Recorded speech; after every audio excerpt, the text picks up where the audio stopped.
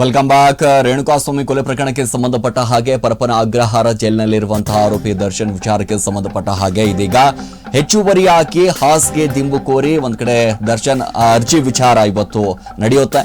57ನೇ CCH ಕೋರ್ಟ್ನಲ್ಲಿ ಇವತ್ತು ಅರ್ಜಿಯನ್ನ ವಿಚಾರಣೆ ನಡೆಯುತ್ತೆ.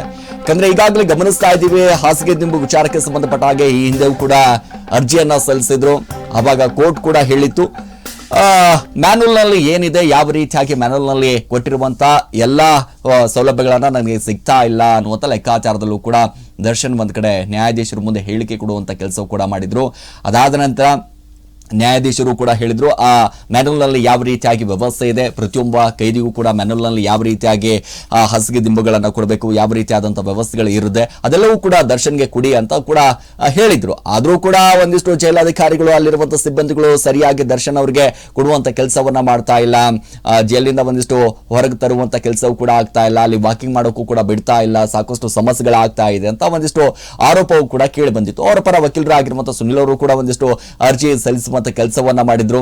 ನಮ್ಮ ಏನ ಕ್ಲೈಂಟ್ ಇದ್ದಾರೆ ಅವರಿಗೆ ಸರಿಯಾದಂತ ವ್ಯವಸ್ಥೆಗಳು ಆಗ್ತಾ ಇಲ್ಲ, ಜೈಲ್ನಲ್ಲಿ ಮ್ಯಾನುವಲ್ ನಲ್ಲಿ ಇರುವಂತಹ ಹಾಸಿಗೆ ದಿಂಬು ಕೂಡ ಕೊಡುವಂತ ಕೆಲಸಗಳು ಆಗ್ತಾ ಇಲ್ಲ, ಬರೀ ಸುಳ್ಳನ್ನ ಹೇಳುವಂತ ಕೆಲಸವನ್ನ ಮಾಡ್ತಾ ಇದ್ದಾರೆ ಅನ್ನುವಂತ ಒಂದು ಆರೋಪ ಕೇಳಿ ಬಂದಿತ್ತು.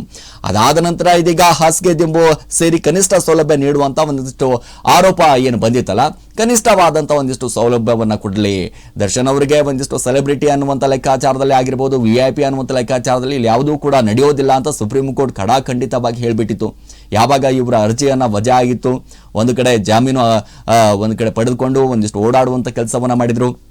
ಅದಾದ ನಂತರ ಸಿನಿಮಾಗಳ ಶೂಟಿಂಗ್ ನಲ್ಲೂ ಕೂಡ ಬ್ಯುಸಿ ಆಗಿದ್ರು.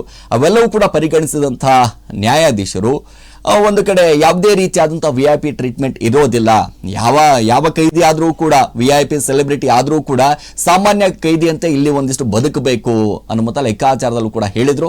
ಅದೇ ರೀತಿಯಾಗಿಯೂ ಕೂಡ ಪರಪ್ಪನ ಅಗ್ರಹಾರದಲ್ಲಿ ಎಲ್ಲಾ ಸಿಬ್ಬಂದಿಗಳು ಕೂಡ ಕ್ರಮವನ್ನ ಕೈಗೊಳ್ಳುವಂತ ಕೆಲಸವನ್ನ ಮಾಡಿದ್ರು. ಆ ಹಾಸಿಗೆ ದಿಂಬುಗಳನ್ನ ಕೊಡುವಂತದ್ದು ಕೂಡ ಮಾಡಿರಲಿಲ್ಲ.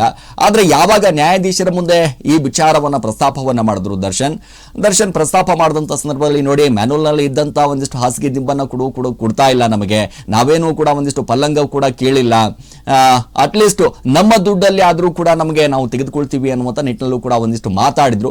ಸೊ ಆ ಮನವಿ ಕೂಡ ಮಾಡಿದ್ರು. ಸೊ ಆ ಮನವಿಯು ಕೂಡ ಒಂದಿಷ್ಟು ಬೇಡ, ಸರ್ಕಾರ ಯಾವ ರೀತಿಯಾಗಿ ನಿರ್ಣಯವನ್ನ ಕೈಗೊಳ್ಳುತ್ತೆ, ಅದರ ಜೊತೆಗೆ ಕಾನೂನು ಯಾವ ರೀತಿಯಾಗಿ ಹೇಳುತ್ತೆ ಅದರ ಮೇಲೆ ನಾವೆಲ್ಲರೂ ಕೂಡ ನಿಲ್ಲೋಣ ಅನ್ನುವಂತ ಲೆಕ್ಕಾಚಾರದಲ್ಲಿ ಇದ್ರು. ಸೊ ಇದೀಗ ಹಾಸಿಗೆ ದಿಂಬು ವಿಚಾರಕ್ಕೆ ಸಂಬಂಧಪಟ್ಟ ಹಾಗೆ ಮತ್ತೆ 57ನೇ CCH ಕೋರ್ಟ್ನಲ್ಲಿ ಅರ್ಜಿ ವಿಚಾರಣೆ ನಡೆಯಲಿದೆ. ಪ್ರಾಧಿಕಾರದ ಸದಸ್ಯರ ಕಾರ್ಯದರ್ಶಿ ನ್ಯಾಯಮೂರ್ತಿ ವರದರಾಜ್ ಈಗಾಗಲೇ ಕೋರ್ಟ್ಗೆ ಒಂದಿಷ್ಟು ವರದಿಯನ್ನ ಸಲ್ಲಿಸಿದ್ದಾರೆ. ಇದರ ಆಧಾರದ ಮೇಲೆ ಇವತ್ತು ದರ್ಶನ್ ಪರ ವಕೀಲರು ಒಂದ್ ಕಡೆ ವಾದವನ್ನ ಮಂಡಿಸಲಿದ್ದಾರೆ. ಸೊ ಏನಾಗುತ್ತೆ ಅಂತ ಕಾದು ನೋಡಬೇಕಾಗಿದೆ.